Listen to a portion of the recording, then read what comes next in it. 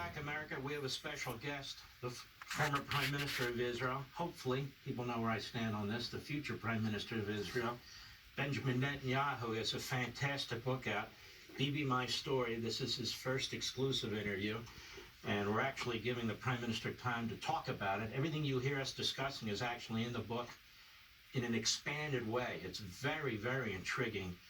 Mr. Prime Minister, you have a section in the book.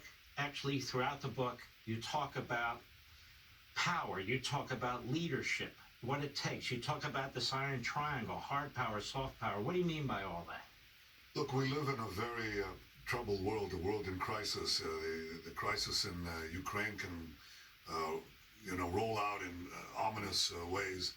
We have Iran racing to a nuclear arsenal. We have terrorism that abounds everywhere. So how do you stabilize this? How do you get peace here?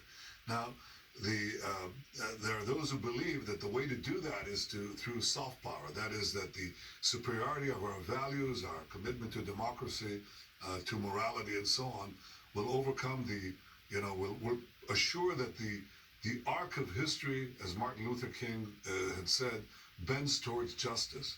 Well, I think it's a brittle arc, and it can break under the pounding of the darkest of forces of medievalism, of Islamist radicalism, and others. So I believe that soft power by itself, without the backing of hard power meaning military power and strong economic power, without hard power, soft power is useless. And we cannot guarantee that the forces of darkness will not overcome the forces of good.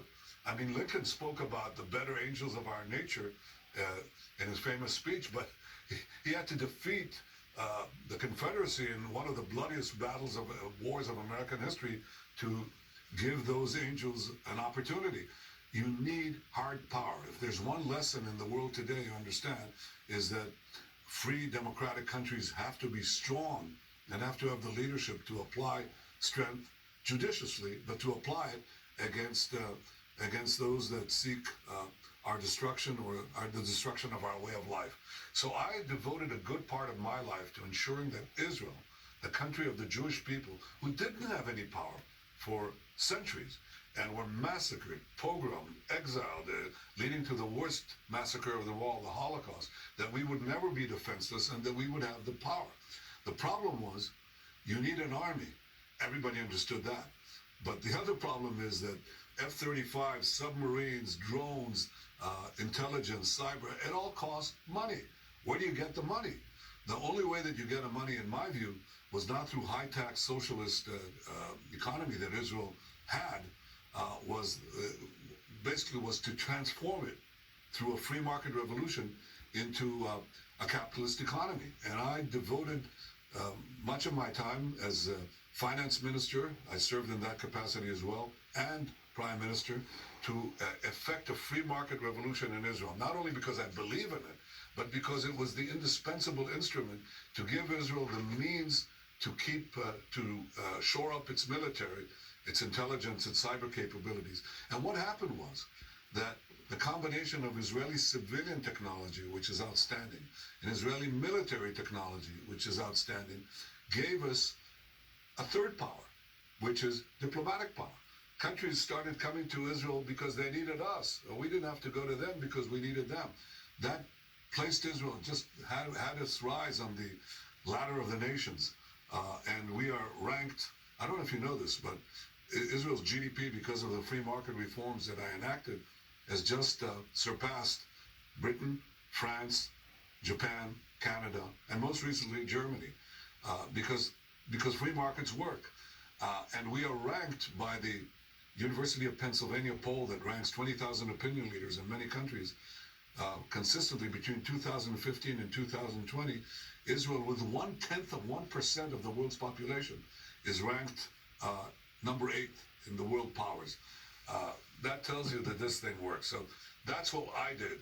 And the Arab countries in the Gulf in particular took note.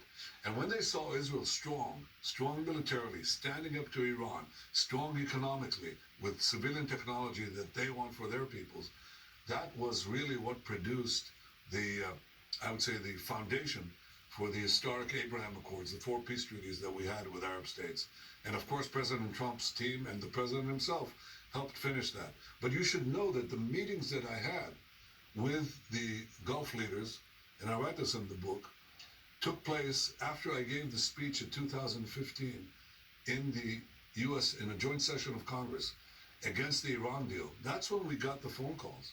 That's when they said, could we meet? And we did meet in secret meetings.